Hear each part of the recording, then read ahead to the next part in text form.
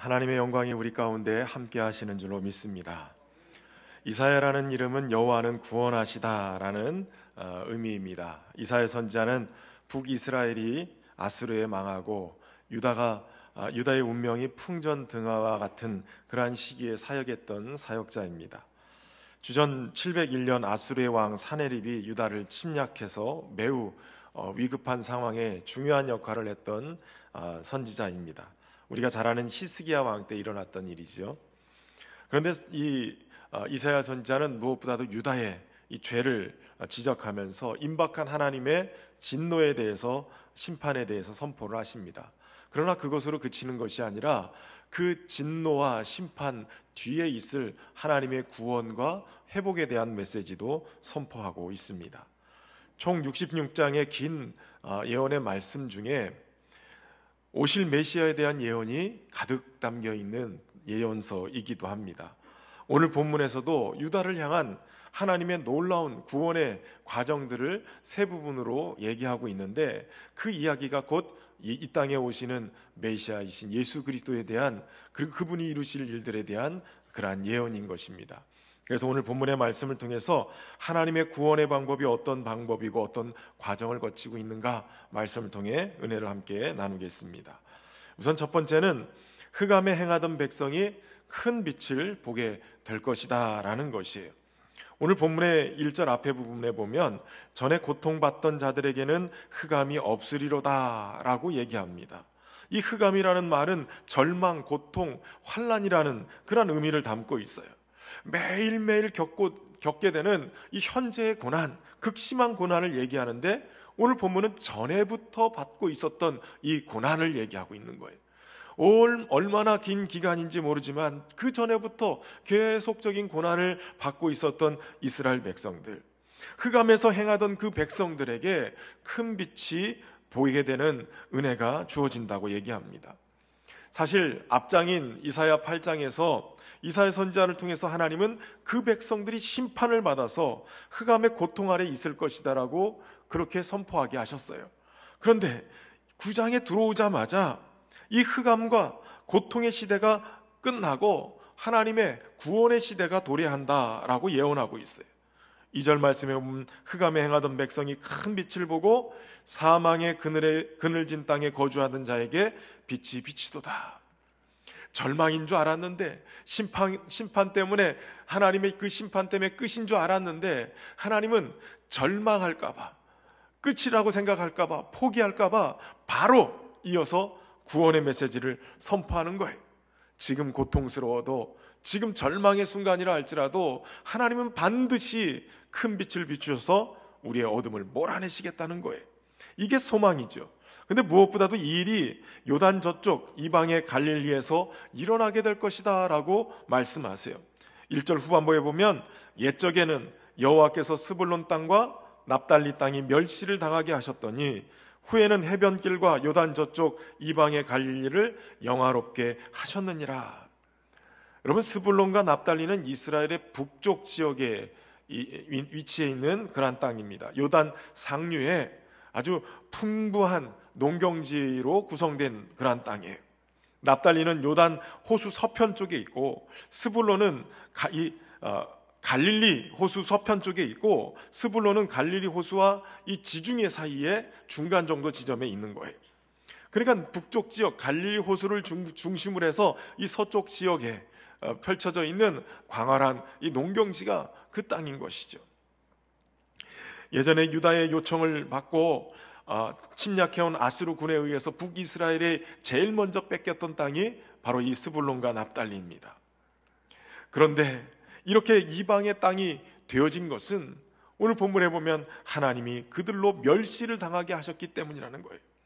하나님을 버리고 우상 숭배를 하면서 온갖 죄를 범했던 그들에게 하나님은 그들에게 이방인의 손에 그들을 넘겨주는 일을 행하셨던 거예요. 그런데 심판이 끝이 아니었어요. 도리어 하나님은 이제 갈릴리를 영화롭게 하실 것이다 라고 말씀하십니다. 이 약속은 마태에 의하면 예수님을 통해서 성취되었다라고 얘기해요. 마태복음 4장 12절에 예수께서 요한이 잡혔음을 들으시고 갈릴리로 물러가셨다가 나사렛을 떠나 스불론과 납달리 지경 해변에 있는 가버나움에 가서 사시니 이는 선지자 이사야를 통하여 하신 말씀을 이루려 하심이라. 일러스되 스불론 땅과 납달리 땅과 요단강 저편 해변길과 이방의 갈릴리여, 흑암에 앉은 백성이 큰 빛을 보았고 사망의 땅과 그늘에 앉은 자들에게 빛이 비추었도다 하였느니라. 예수님을 통해서 이 예언의 말씀이 그대로 성취되고 있는 것을 성경은 가르쳐주고 있는 거예요. 그런데 이 스불론, 납달리, 갈릴리 지역이 어떤 곳인지 요한복음 1장에 보면 이런 이야기가 나옵니다. 요한복음 1장 후반기에 예수님께서 제자들을 부르시는 장면이 나오는데, 예수님이 갈릴리로 가시다가 빌립을 만나서 제자로 부르시게 됩니다. 빌립이 응답하고 제자가 되어 그러자마자 이 빌립도 누군가를 예수님께 데리고 나오는데 그 사람이 바로 나다나엘이에요. 그를 만나서 예수님을 소개합니다. 모세가 율법에 기록하였고 여러 선지자가 기록한 그 일을 우리가 만났으니 요셉의 아들 나사렛 예수니라. 그런데 이 이야기를 듣던 이 나다나엘의 반응이 시큰둥해요. 요한복음 1장 46절에 나다나엘이 이르되 나사렛에서 무슨 선한 것이 날 수 있느냐. 여러분, 이 말은 당시의 나사렛, 즉 갈릴리 지방은 도시도 아니고 변방에 위치한 아주 허름하고 별 보잘것없는 동네라는 거예요. 소위 가난하고 빼곡고 아무것도 없는 그냥 불량한 사람들이 모여있는 그러한 동네라는 것이죠. 별 볼 일 없다는 거예요. 멸시받고 천대받던 변두리 지역의 사람들, 그들이 사는 곳에서 무슨 선한 것이 날 수 있겠느냐, 무슨 메시아가 거기서 나올 수 있겠느냐라고 얘기할 정도로 그 동네는 별 보잘것없는 동네였단 말이에요. 그런데 빌립이 포기하지 않고 일단 와서 보라 하고 예수님께 데리고 나오는 거예요. 그때 나다나엘은 예수님을 만나게 되고, 예수님은 나다나엘을 보면서 이는 참으로 이스라엘 사람이다 라는 칭찬을 받게 되어집니다. 여기서 우리가 알 수 있는 것은 당시 갈릴리가 정말 좋은 도시고 훌륭한 도시고 괜찮은 도시이기 때문에 하나님께서 갈릴리를 영화롭게 하신 게 아니었어요. 갈릴리가 영화롭게 되는 것은 바로 그곳에 인류의 구원주가 되시는 메시아이신 예수 그리스도가 그곳에 가셨기 때문에 그래요. 그곳에서 사역하셨기 때문에 그러는 거예요. 보잘것없고 내세울 것 없는 지역에 만왕의 왕이시고 구세주이신 예수님이 가셔서 함께 하니까 영광을 받게 되어진 것이에요. 여러분, 보잘것없는 우리의 인생에도 주님이 오시면 주님의 영광이 드러나는 놀라운 인생이 되는 줄로 믿습니다. 주님이 함께 하시면 이 놀라운 은혜로 말미암아서 그 인생이 존귀한 인생이 되는 거예요. 미국 시카고에 있는 한 교회에서 3살짜리 여자아이의 장례식이 일어났어요. 먹지 못해서 굶어 죽은 아이였어요. 그런데 이 불쌍한 여자아이의 장례식에 남루한 옷을 입고 충혈된 눈으로 찾아온 한 알코올 중독자가 있었습니다. 그는 사람들이 기도하는 틈을 타서 죽은 아이의 신발을 벗겼어요. 그리고 그걸 가져다가 팔아서 술을 마셨어요. 그 사람이 바로 그 아이의 아버지였어요. 참 비참한 일이죠. 20년 후에 시카고 제1장로교회 수천 명의 성도들 앞에서 한 사람이 외치고 있었어요. 죽은 딸의 장례식에서 신발을 훔쳐 술을 사 먹었던 파렴치범이 바로 저였습니다. 만물의 찌꺼기 같은 나를 다시 살려주시고 하나님의 일꾼으로 삼아주신 하나님은 위대하십니다. 그가 바로 시카고의 부흥사 멜 트라더 목사였어요. 하나님은 인간이 볼 때 별 보잘것없는 쓰레기 같은, 폐품 같은, 그런 불량분 같은 인생이라 할지라도 하나님의 손에 붙잡고 아름다움과 영광을 드러내는 그런 보석 같은 인생으로 만들어버리시는 거예요. 그러므로 주님은 우리 안에 들어와서 우리를 그렇게 만들기를 원하세요. 요한계시록 3장 20절에 볼지어다 내가 문 밖에 서서 두드리노니 누구든지 내 음성을 듣고 문을 열면 내가 그에게로 들어가 그와 더불어 먹고 그는 나와 더불어 먹으리라. 여러분, 예수님이 우리 인생에 들어오시면 망가진 우리 인생이 주님의 영광을 드러내는 멋진 인생이 되는 줄로 믿습니다. 그 주님을 내 인생의 주인으로 왕으로 모셔드리고 그분의 인도함심을 받고 살면 그런 은혜가 우리 안에 임하게 될 줄로 믿습니다. 무엇보다도 오늘 본문은 그 갈릴리가 이방의 갈릴리라라고 표현하고 있어요. 원래는 하나님이 주신 약속의 땅이었는데 멸시받게 되어지는 그들은 이방에 팔려서 이방 땅이 돼버렸어요. 이방 땅이 됐다는 것은 하나님의 언약에서 제외된 땅이라는 거예요. 그러나 이방 땅인 이 갈릴리가 예수 그리스도로 인해서 영화롭게 되어져요. 이방인인 우리가 하나님의 약속에서 외인이 되었어요. 그러나 에베소서 2장 12절부터 사도 바울은 이런 고백을 해요. 그때에 너희는 그리스도 밖에 있었고 이스라엘 나라 밖의 사람이라 약속의 언약들에 대하여는 외인이요 세상에서 소망이 없고 하나님도 없는 자이더니 이제는 전에 멀리 있던 너희가 그리스도 예수 안에서 그리스도의 피로 가까워졌느니라. 그리고 19절에 이어서 이렇게 얘기해요. 그러므로 이제부터 너희는 외인도 아니요 나그네도 아니요 오직 성도들과 동일한 시민이요 하나님의 권속이라. 예수님의 피로 하나님과 가까워져서 이제는 외인이 아니라 하나님의 가족이 됐다는 얘기예요. 저 여러분에게 이런 놀라운 은혜가 주어진 줄로 믿으시길 바랍니다. 흑암이 없어지는 것은 빛이 비추기 때문이에요. 그 백성들이 하나님의 심판 아래 있을 때는 하나님의 빛을 바라보지 못해요. 그런데 이제 하나님은 사망과 어둠의 땅에 구원의 빛을 비추시겠다고 약속하시는 거예요. 시편 30편 5절에 그의 노여움은 잠깐이요 그의 은총은 평생이로다. 저녁에는 울음이 깃들지라도 아침에는 기쁨이 오리로다. 예수 그리스도는 세상을 비추는 참빛으로 세상에 오셨어요. 세상을 창조한 생명은 사람들의 빛이 되었고 어둠에서 그 백성을 건져내는 빛이 되었습니다. 그 빛이 흑암을 물리치고 하나님의 영광을 드러내는 빛이 되게 할 것이에요. 참빛이신 우리 예수님을 모셔드리고 그 안에 살 때 이 놀라운 빛의 역사, 흑암이 물러나고 어둠이 떠나가는 역사가 우리 안에 펼쳐질 줄로 믿습니다. 두 번째는 압제자를 꺾고 그 나라를 창성하게 하시며 즐거움을 더할 것이라고 약속하세요. 사실 1절 2절에서 나타나는 모습은 흑암의 지배 아래 있던 이 세상이 주님이 주시는 빛으로 하나님의 역사가 드러나게 된다는 표현이에요. 이건 외적인 그러한 역사가 나타나죠. 근데 3절부터는 하나님의 구원의 역사가 그 백성들 속에 어떻게 역사하는지를 보여주고 있어요.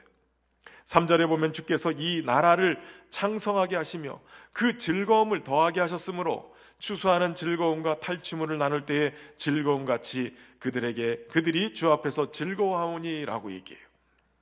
우선 주님께서는 그 나라를 다시 창성하게 하실 것이다 라고 말씀하세요. 창성하다라는 얘기는 수가 많아지다, 번성하다라는 뜻을 가지고 있어요. 사실 이사야를 부르실 때 이사야 6장에서 하나님이 이사야에게 사명을 맡기시면서 이렇게 말씀하세요. 내가 이르되 주여 어느 때까지니까 하였더니 주께서 대답하시되 성읍들은 황폐하며 주민이 없으며 가옥들에는 사람이 없고 이 토지는 황폐하게 되며 여호와께서 사람들을 멀리 옮기셔서 이 땅 가운데 황폐한 곳이 많을 때까지니라. 범죄한 이 유다 백성들을 하나님이 심판하셔서 결국은 그 땅에 살지 못하고 먼 나라로 이주시켜서 포로로 살게끔 하겠다, 이렇게 말씀하시는 거예요. 남겨진 그 땅은 사람이 없이 황폐하게 되어지는 그러한 곳이 된다는 거예요. 하나님이 죄를 심판하기 위해서는 백성들을 압제자에게 넘겨주었지만, 그러나 이제 하나님의 뜻은 그 백성들을 다시 번성하게 하고 회복시키는 것이에요. 그래서 사실은 망하게 하신다라고 얘기한 것 같지만 완전히 망하게 하신 것이 아니라 거룩한 씨를 구루터기처럼 남겨놓으시는데, 그 구루터기처럼 남겨놓은 곳에서 다시 번성하게 만드시겠다는 거예요. 구원의 빛이 비추는 이 시대, 하나님이 다시 그 나라를 번성하게 하시겠다고 약속하세요. 그 일을 위해서 하나님은 악한 압제자를 꺾으시고 그 백성으로 하여금 이 번영과 즐거움을 누리게 하시는데, 수적으로만 번성하는 게 아니라 내적인 즐거움, 이 기쁨이 더해지는 역사로 그들에게 은혜를 베풀어 주시는 거예요. 특히 이 즐거움을 더한다 하셨는데, 이 더하다라는 말은 성장하다, 커지다라는 뜻을 가지고 있어요. 그러니까 단순히 큰 기쁨 이런 개념보다는 점점 커지는, 성장하는 즐거움, 기쁨을 얘기해요. 근데 이 기쁨이 어떤 기쁨이냐? 추수 때의 즐거움, 탈취물을 나누는 즐거움 같을 것이다라는 거예요. 이 즐거움이 얼마나 큰지, 이 즐거움이라는 단어가 야길루라는 단어인데 이게 빙빙 돌다, 춤을 추다라는 뜻이에요. 하나님이 주시는 기쁨이 얼마나 큰지 아예 주체할 수 없어서 춤을 추며 팔짝팔짝 뛰며 빙빙 도는 그런 모습을 보여주고 있다는 거예요. 여러분, 한 해의 농사를 마무리하면서 추수하는 이 기쁨은 농부들에게 최고의 기쁨일 거예요. 전쟁의 피비린내가 나는 이 전쟁을 끝내고 포로가 아닌 승리자가 돼서 병사들이 탈취물을 나누는 그 기쁨은 최고의 기쁨일 거예요. 드디어 살았다. 여러분, 이 하나님이 주시는 이 기쁨은 이것들보다 더한 약속이 담겨져 있는 것이에요. 주 안에서 저와 여러분 이런 놀라운 은혜를 경험하며 살 수 있길 바랍니다. 최근에 코로나 때문에 2년 동안 이렇게 우리 성도들의 얼굴을 이렇게 분석을 해보면 굉장히 인상이 즐거움과 기쁨보다는 좀 싸나워졌어요. 화장을 눈에만 해서 그런지 모르지만 눈이 너무 또렷해졌어요.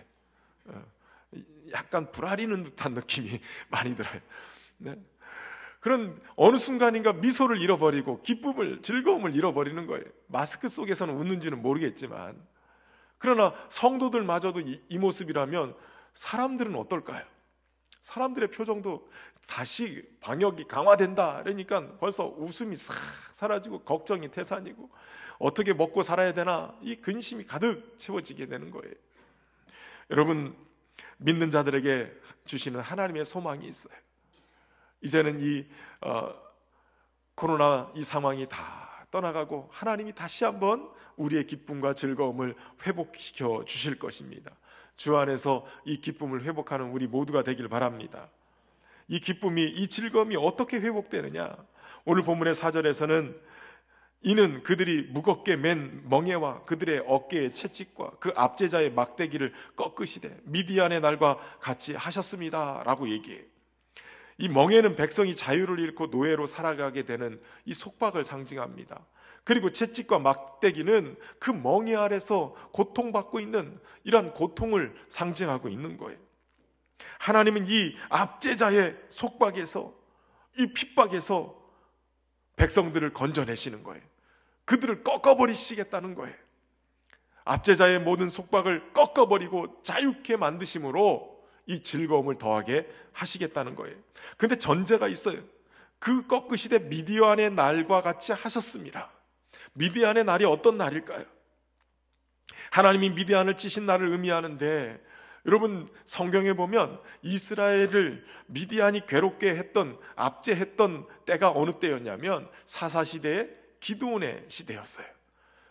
기드온을 하나님이 부르셔서 미디안의 고통을 당하고 있는 이스라엘 백성을 건지기 위해서 일을 하십니다.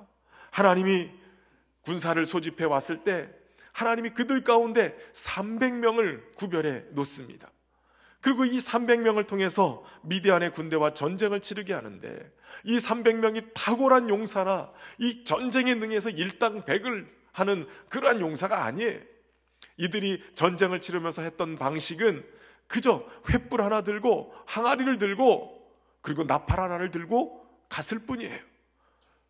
항아리를 깨트리고 횃불을 흔들면서 나팔을 불면서 크게 외쳤을 때 이 미디안의 군사들이 서로 죽이고 혼란스럽게 그러고선 전쟁에 지게 되어지는 것이에요. 여러분, 이 사건이 말하고 있는 게 무엇이에요? 그것은 바로 하나님만이 그들의 구원자시라는 거예요. 이 미디안의 날은 인간적으로는 불가능한 일이지만 오직 하나님이 그들을 이기게 하셨기 때문에 구원하셨다는 거예요. 구원은 오직 하나님의 능력 안에서 이루어지는 놀라운 은혜의 사건이라는 말이에요. 그래서 이 열왕기하 19장에 보면 이사야 선지자 당시에 바로 이 이스라엘을, 남유다를 쳐들어왔던 아수르의 군대가 하룻밤 사이에 18만 5천 명이 죽임을 당하게 되어져요. 이 밤에 여호와의 사자가 나와서 아수르 진영에서 군사 18만 5천 명을 친지라 아침에 일찍 일어나 보니 다 송장이 되었더라. 하나님이 그들의 모든 멍에를 꺾고 그 속박으로부터 자유하게 하실 수 있도록 승리를 주시는 것이에요. 예수님은 이렇게 말씀하시죠. 수고하고 무거운 짐진 자들아 다 내게로 오라. 내가 너희를 쉬게 하리라. 나는 마음이 온유하고 겸손하니 나의 멍에를 메고 내게 배우라. 그리하면 너희 마음이 쉼을 얻으리니 이는 내 멍에는 쉽고 내 짐은 가벼움이라.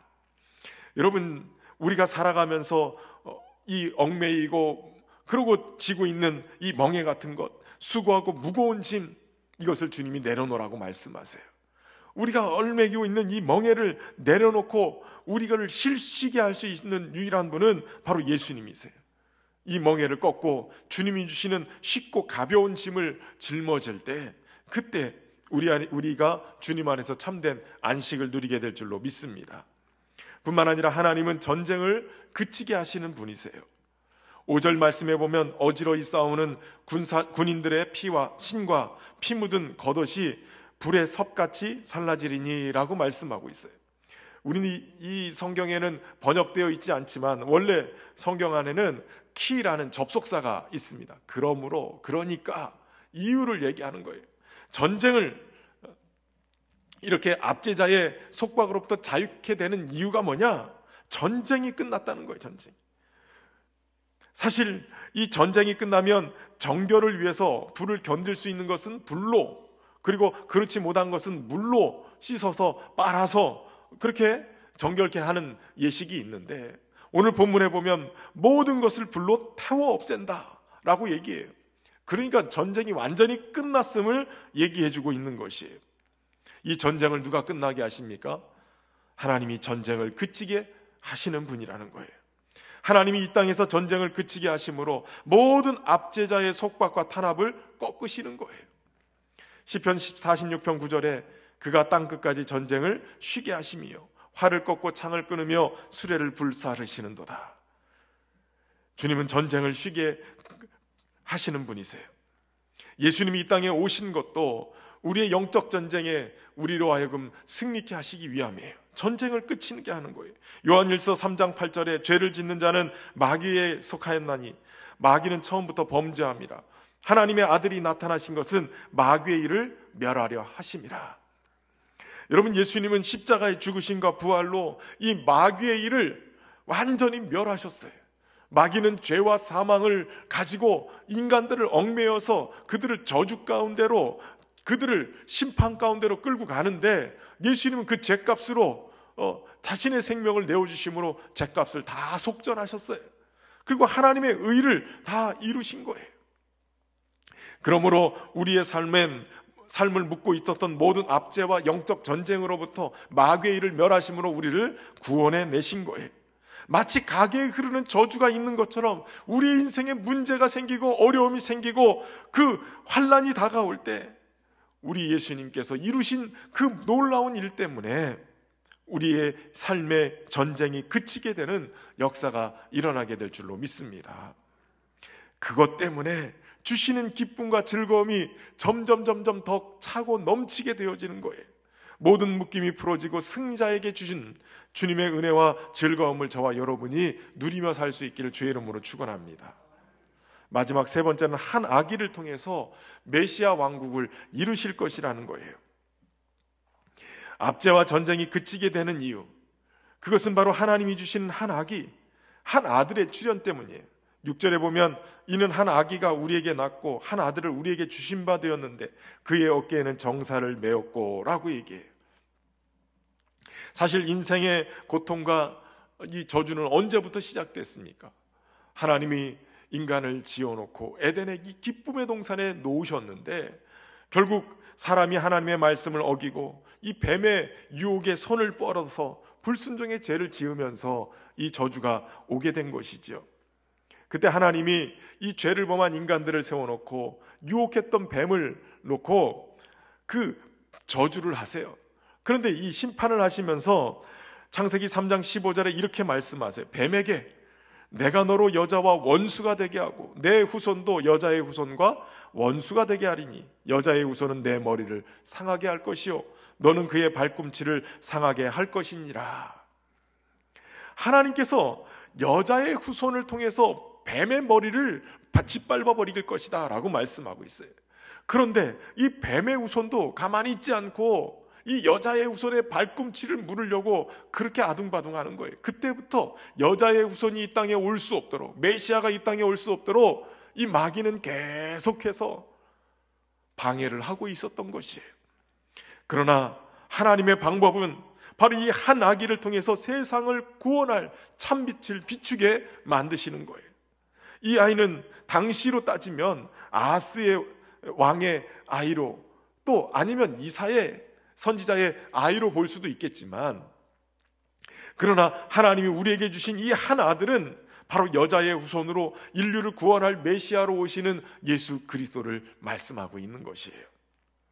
앞자자의 멍에가 꺾이고 도리어 그 아들의 어깨에 정사 곧 통치권이 부여되어진다고 말씀하세요.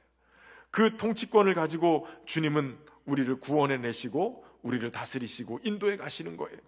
그래서 6절 후반부에 보면 그분의 이름을 이렇게 표현하고 있어요. 그의 이름은 기묘자라, 모사라, 전능하신 하나님이라, 영존하시는 아버지라, 평강의 왕이라 할 것임이라. 그 아이가 갖게 되는 첫 번째 이름이 기묘라 모사입니다. 이 말이 좀 어려운 것 같아서 현대어 성경으로 번역된 부분을 보면 위대한 스승이라고 번역을 했어요. 영어 성경인 NIV 성경에는 원더풀 카운슬러, 훌륭한 상담가, 이런 정도이죠. 여러분, 예수님은, 우리에게 오신 예수님은 하나님께로 보냄받아서 오늘 우리에게 훌륭한 스승이자 훌륭한 상담자가 되어주신다는 거예요. 그분께 나가서 우리는 진리를 바르게 배워 자유하게 될 수 있고, 그분께 나가서 위로와 힘을 얻고 상처 입은 영혼이 치유를 받을 수 있게 되어지는 거예요. 예수님께 나가서 그 은혜를 경험하며 살 수 있기를 바랍니다. 두 번째 이름은 전능하신 하나님이에요. 전능하신 하나님이라는 이 말은 하나님이 전능하시기 때문에 능치 못하심이 없다라는 얘기예요. 그래서 우리가 찬양을 이렇게 고백하죠. 전능하신 나의 주 하나님은 능치 못하실 일 전혀 없네. 우리의 모든 간구도, 우리의 모든 생각도, 우리의 모든 꿈도, 우리의 모든 소망도 전능하시니까 주님이 이루어 주신다는 거예요.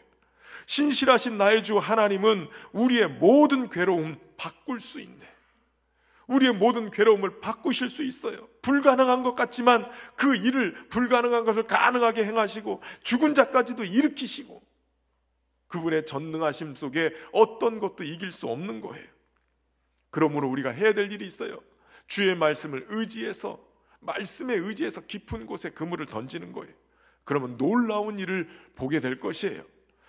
주의 말씀을 의지해서 믿음으로 우리의 믿음의 삶을 그물처럼 내려버리면 능치 못함이 없음을 보게 될 것이에요. 전능하셔서 하나님은 그 백성을 구원하시고 상처 입은 영혼도 고치시고 저주받은 운명을 바꾸셔서 천국밖에 못 갈 놀라운 팔자로 바꾸시는 거예요. 주님의 전능의 손이 그를 붙들고 보호하시기 때문에 절대로 세상의 어떤 것으로부터 끊어낼 수 없는 하나님의 사랑으로 살게 되어지는 거예요. 주님의 손을 꼭 붙잡고 주님의 공급하심을 경험하며 사는 저와 여러분 되시길 바랍니다. 세 번째 이름은 영존하시는 아버지예요. 영존하다라는 말은 그대로 영원히 존재하신다는 얘기예요. 과거에도 현재에도 미래에도 계시는 거예요. 가만히 이 말씀을 묵상해 보니까 왜 하나님이 영존하셔야만 되는가? 우리 아버지가 왜 영존하셔야 되는가? 그것은 한마디로 얘기하면 하나님의 말씀, 그 언약을 신실하게 이행하시기 위함이에요. 사람이 아무리 약속을 해서 그 사람이 정말 정직하고 신실해서 모든 약속을 정확하게 한다 할지라도 사람의 한계가 있어요. 연약하기 때문에 때로는 병들기도 하고 내가 원치 않는 상황들이 나를 그 약속을 지킬 수 없도록 만들어 가기도 해요. 한계가 있어요. 아무리 약속을 해도 그 약속을 이행할 수 없는 그러한 연약한 모습을 보일 때도 있어요. 그런데 주님은 영원히 존재하세요. 다윗에게 약속하신 영원한 왕권에 대한 언약, 하나님은 세대를 지나가면서도 계속 신실하게 그 약속을 지켜내셨고, 다윗의 자손으로 영원한 왕으로 오시는 예수 그리스도 안에서 그 약속을 신실하게 이행하셨던 거예요. 하나님은 오늘도 선한 목자가 되셔서 영원에서 영원까지 주의 백성들을 인도해 가십니다. 어제나 오늘이나 영원토록 동일하신 그분이 약속대로 우리에게 다시 오실 것이에요. 그 주님을 기다리면서 주님의 은혜를 구하며 살기를 주의 이름으로 축원합니다. 네 번째 이름은 평강의 왕이세요. 정의와 공의가 그의 나라의 근본이 되어집니다. 주님은 자신의 대속의 죽음을 통해서 하나님의 정의와 공의를 십자가 위에서 실행시켜요. 여러분, 정의와 공의라는 얘기는 죄에 대해서 분명히 심판하셔야 된다는 거예요. 정의로우시고 공의로우신 하나님은 죄를 심판하시기로 작정하시고 그 죄의 값을 인간의 몸을 이 땅에 입고 오신 하나님의 아들 예수 그리스도에게 짊어지게 하셨어요. 그래서 십자가에 예수님이 죽으시는 그 장면은 하나님의 공의를 이루시는 장면이에요. 뿐만 아니라 십자가의 그 사건은 하나님이 우리를 사랑하신 사랑의 증표의 사건이에요. 그래서 십자가를 통해서 하나님은 하나님과 인간 사이에 막혔던 담을 허무시고 원수되었던 것을 풀어내시고 예수님으로 말미암아 다시 화평할 수 있도록 만들어주신 거예요. 바로 그 평강의 왕으로 이 땅에 오신 주님이 하나님과 평강을 이루고 세상과 평강을 이루고 주님 안에서 평강을 이루며 살아갈 수 있도록 만들어주신 거예요. 저 여러분이 그 주님 안에서 주시는 이 평강을 누리며 살 수 있길 바랍니다. 그런데 중요한 문장이 있어요. 7절 후반부에 이 모든 것은 어떻게 이루어지느냐? 만군의 여호와의 열심히 이를 이루시리라. 만군의 여호와의 열심히 이를 이루실 것이에요. 이 열심이라는 단어가 키나트라는 단어인데 질투하다라는 뜻의 카나의 파생형 단어예요. 그러니까 이건 무슨 얘기예요? 하나님이 어떤 분이시냐? 사랑의 하나님이세요. 근데 성경은 사랑의 하나님이라고 얘기하면서 하나님이 질투하시는 하나님이래요. 사랑하니까 질투도 하는 거예요. 그 사랑이 너무나도 강하니까 질투하는 거예요. 그 사랑하는 대상을 향한 불타는 열정, 질투할 만큼의 그런 열정이 하나님의 가슴 속에 사랑의 불로 일어나고 있는 거예요. 그 놀라운 열정이 우리 모두 한 사람 한 사람을 구원하기까지 그 열심을 포기하지 않으신다는 거예요. 아가서 8장 6절에 너는 나를 도장같이 마음에 품고 도장같이 팔에 두라. 사랑은 죽음같이 강하고 질투는 스을같이 잔인하며 불길같이 일어나나니 그 기세가 여호와의 불과 같으니라. 하나님은 불길 같은 이 열정의 사랑으로 우리를 붙들고 계시는 거예요. 이사야 선지자가 사역할 당시가 바로 유다 왕 히스기야 왕의 시대라고 말씀을 드렸어요. 어느 날 히스기야 왕이 아수르 왕 사네립이 유다의 성읍들을 점령하고 이제 예루살렘 코앞까지 왔어요.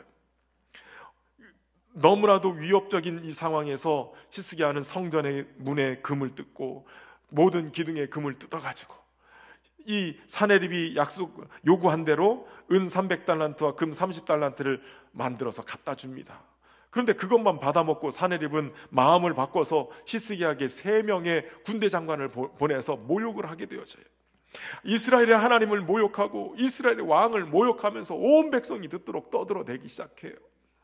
이 이야기를 듣고 히스기야 왕이 옷을 찢고 붉은 베옷을 두르고 하나님 전에 들어가서 펑펑 울면서 기도하는 거예요. 훗날 또 편지를 또 보내서 온통 협박과 이 강요를 가지고 있는 이 편지를 받고 하나님 앞에 펴놓고 기도하는 거예요. 그리고 나서 이사야 선지자에게 전령을 보냅니다. 이 상황이 됐는데 당신 우리를 위해서 기도해 주시고 하나님의 뜻을 구해 주십시오. 결국 하나님이 그 기도를 들으시고 이사야 선지자를 통해서 이 히스기야에게 구원의 메시지를 선포하십니다. 결국 그들의 손에서 구원하시겠다고 말씀하세요. 그리고 나서 31절에 열왕기하 19장 31절에 그 약속의 끝머리에 이렇게 얘기하는 거예요. 남은 자는 예루살렘에서부터 나올 것이요 피하는 자는 시온산에서부터 나오리니 여호와의 열심히 이 일을 이루리라 하셨다. 여호와의 열심히 이 일을 이루리라. 하나님이 얼마나 열심히 일하셨는지 아세요? 앞에서 말씀드린 아수르 군대 18만 5천 명을 순식간에 다 몰살시켜요. 도망간 사네립 고향 끝까지 쫓아가셔서 그의 목숨을 걷어버리시는 거예요. 하나님이 열심으로 그 백성들을 지키고 보호하시기 위해서 일하시는 거예요. 이 일을 이루시는 것은 바로 여호와의 열심이에요. 저와 여러분의 구원을 위해서 하나님은 오늘도 쉬지 않고 뜨거운 열정을 가지고 열심을 가지고 일하고 계시는 거예요. 그 열심이 우리의 구원을 이루실 거예요. 그 열심이 주님이 다시 오는 때 하나님의 영광 가운데 들려져서 주님을 찬양하게 될 것이에요. 매일 마주하는 슬픔을 견뎌나가면서, 때로는 두려운 걸음마다 주님과 함께 동행하면서 우리의 삶을 믿음 안에 두어서 소망 가운데 더 깊어지게 만들어서, 더 숙성되게 만들어서 하나님께 영광을 돌리는 저와 여러분 되시기를 주의 이름으로 축원합니다. 함께 찬양하며 나가겠습니다. 은혜로 날 보듬으시고, 은혜로 날 보듬으시고, 사랑으로 품어주셔도 내 마음 한 자락도 지키지 못하는 이 모습 부끄럽습니다. 따스한 곁을 내어주신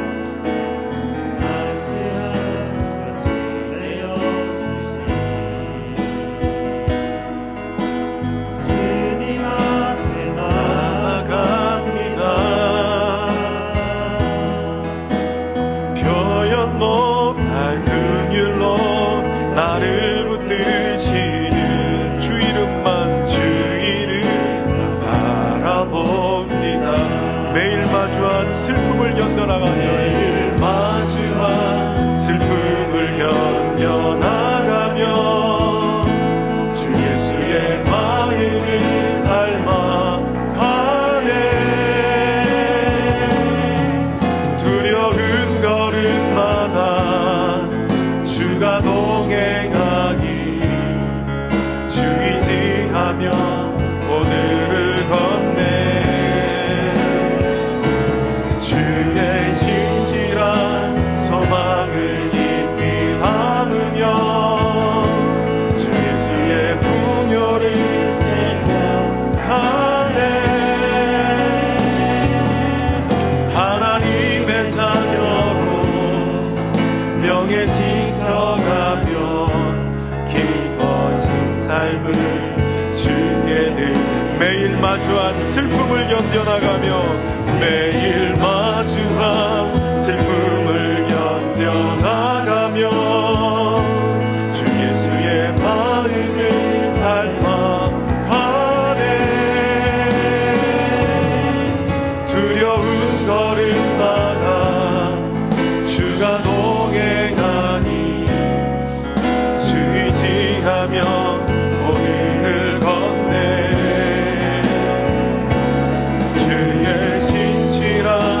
소망을 깊이 담으며 주 예수의 풍요를 채워가네. 하나님의 자녀로 명예 지켜가며 깊어진 삶을 주께 드리네. 하나님 감사합니다. 오늘도 주님의 은혜로 보듬어 주시고 사랑으로 품어 주셔서 감사합니다. 흑암에 행하던 백성들에게 큰 빛을 보게 하셔서 말로 형용할 수 없는 기쁨을 회복하시고 다시 은혜 가운데로 인도하시니 감사합니다. 우리에게 보내주신 예수님으로 인하여서 우리 안에 하나님의 크고 놀라우신 은혜들로 채워가시고 구원의 역사를 일궈 가시니 감사합니다. 오늘도 훌륭한 스승이 되시고 상담가가 되신 주님 앞에 우리의 상처들을 내려놓고 전능하신 하나님의 손에 우리의 인생의 괴로움을 내어놓습니다. 영존하신 아버지께서 하나님의 약속대로 그 일을 행하실 줄로 믿습니다. 주님의 열심을 따라서 우리의 인생이 아름답게 변하는, 그래서 하나님을 영화롭게 하는 복된 인생이 되도록 은혜 베풀어 주옵소서. 우리에게 평강을 주시는 주님을 높여드리며 예수님의 이름으로 기도하옵나이다.